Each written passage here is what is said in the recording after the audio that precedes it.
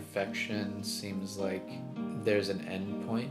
Like to perfect something means that you've reached a certain plateau, and that's like a cap or a ceiling or like the end of the road.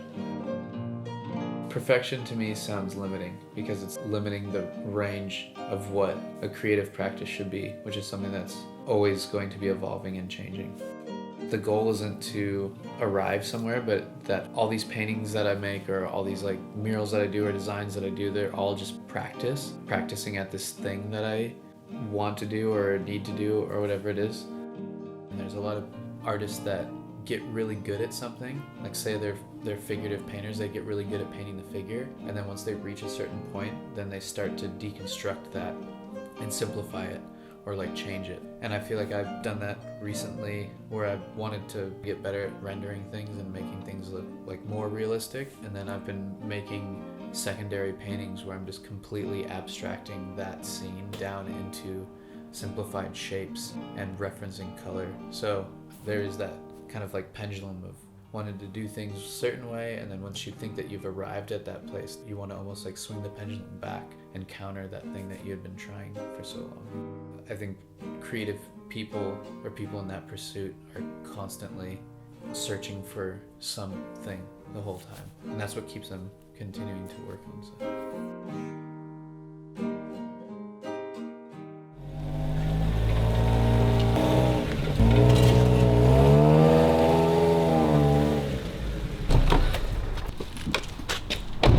We are at my studio. This is where I make art. This is where I make my paintings. Where I make my pictures. We're in the alley between Beep Street and Beep Street. We're alley access only.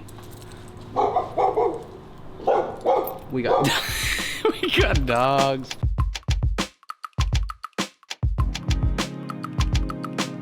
Leading up to that Italy trip and doing that self-made residency, I was just about a year into doing art full-time for a living, and I was doing a certain style of work that I'd been kind of messing with for a number of years, coming out of my time in Detroit, and I think I was looking for something to change or something different.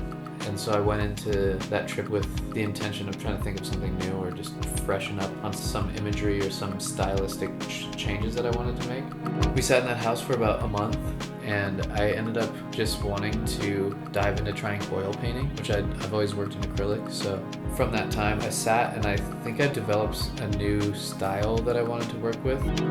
Previously in paintings, I think I paint a little bit more graphic and flat, and it wasn't so much a thought in my mind. And something about being in Italy, there's something weird about the light that I can't really describe, but it seems like a different lighting when you're there, and the clouds look like sculptures, and the color of the soil is really rich, and when you see a shadow in it, it just seems more apparent or something. But I think that seeped into me without me really recognizing it, and so when I came back from Italy, I feel like I had this new kind of direction or thought that I wanted to take paintings, and it shifted me to being, in a way, like a little bit more mature about the way that I was approaching paintings in color.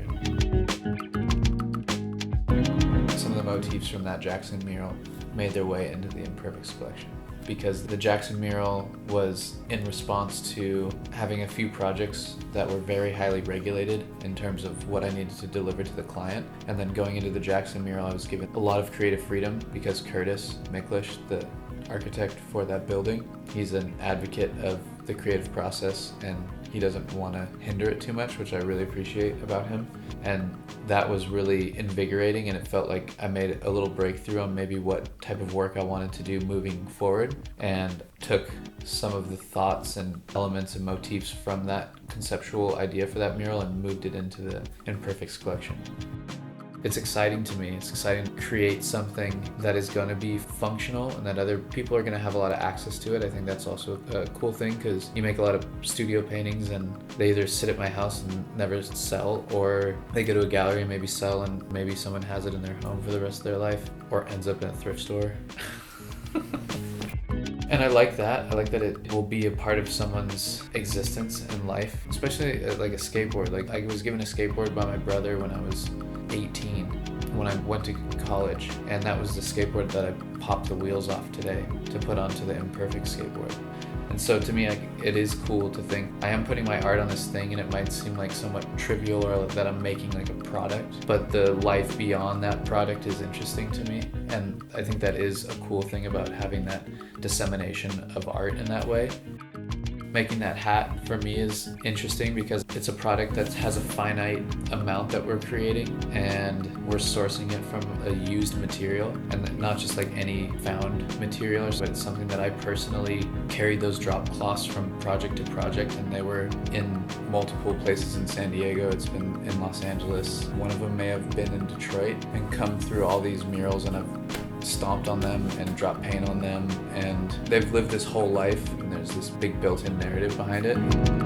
All in all, I would like if people find some interest in the narrative that has brought me to the point of making the things that I'm making now, and that this small collection with Imperfects is just one piece of the puzzle in the greater scope of things that I create throughout my life and career. And this is just a chance to have like a little snapshot before that window of things I'm creating changes. Only because I wrote it